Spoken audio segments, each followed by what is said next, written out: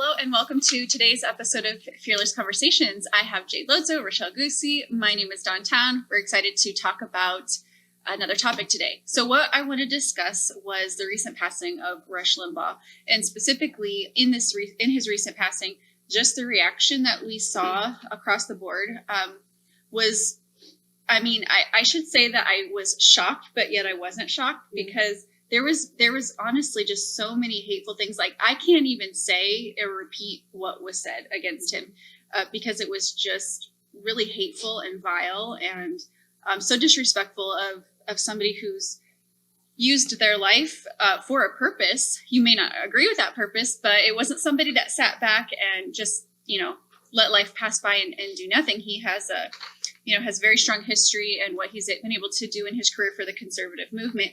And one of the things that I've heard about Rush Limbaugh, even since then, I didn't follow his career closely by any stretch of the imagination, other than I knew he was a strong conservative who's been around for a long time, was when I was hearing the discussion that he was originally, and I don't know if I'm getting this first part correctly, but he was on FM radio at first. And then when he was kicked off, he went to AM radio. And AM radio is like a second, it's not a quality radio. It's, not, typically people don't listen to AM radio. But the point was, he didn't let that stop him from moving forward. He used the resource that he had. Mm-hmm. And even if it was of a lesser quality, he wasn't going to be shut up. He was still going to find a way to get his message out there. And I thought that was such a resiliency and a grittiness to be admired in that.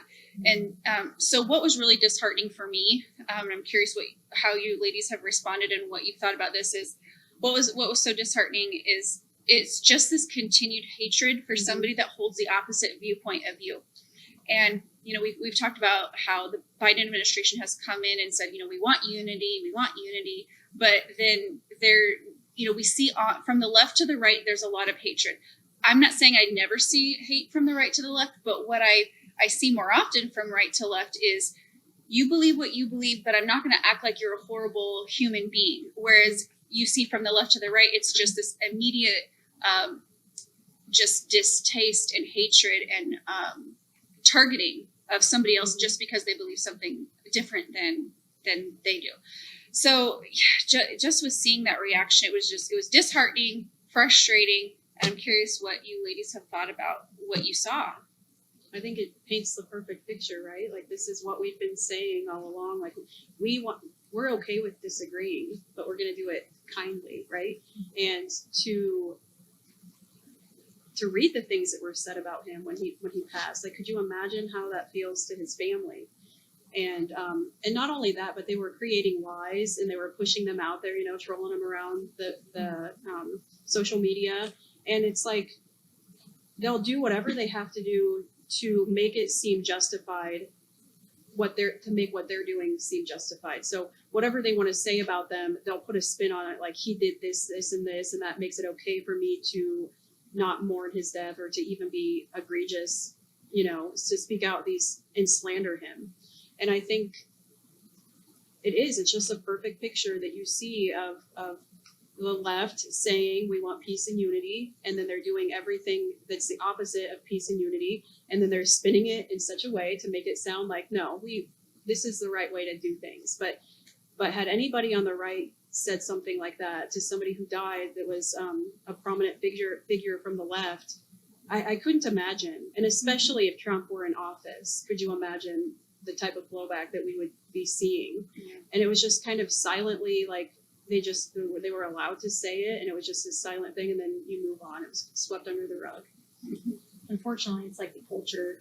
That's kind of the culture that they're carrying. But I loved hearing a little more of his backstory, because I didn't know that. Like, getting kicked off of FM and just hearing how he stayed the course, and he knew he had something to share, And just earlier today we were talking about what happens when you use your voice and you step out, and you're gonna find that you're speaking for people, and people are like, yes, I love what you're saying, and bring the ugly out of people that don't agree with you. And like you said, obviously it'd be good to have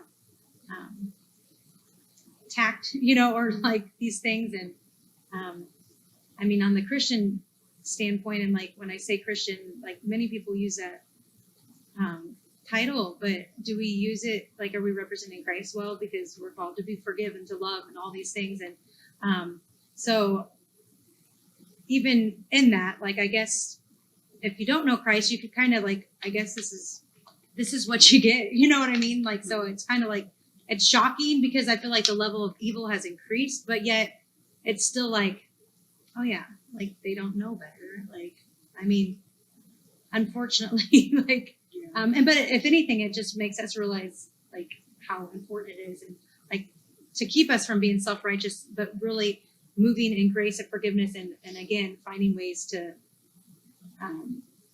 share Christ, and finding ways to like show up in society, being this like aroma of Christ, this aroma of life in such a deaf culture. Yeah, I think even though we know that the media has glossed over their response, I do think it's important to call out evil when there's evil. And so, I mean, I know we're a small channel, and, we're just three women who are coming together having what we feel like are really important conversations. I feel like that's where you see things grow, like grassroots movements. I mean, everybody's stepping in, doing what they can. And I totally understand from your perspective and making sure that, we definitely want to convey a heart of love and Christ and all of that. I think it's just important too, though, that we call things out for what they are. And because I think a lot of what we see right now is where we have allowed things to go, wanting to keep peace. And I know we've had these conversations before, and you put it's a false sense of peace, I think, on a previous episode, which I thought was really, really well worded. And so again, like I started in the beginning, I shouldn't have been shocked by it, but I was. It was just, but at the same time, I never want to leave a conversation with, just downhearted, weighty, which would be easy to leave this conversation with. It's just wanting to convey there is hope. We have to have these conversations. We have to say the hard things.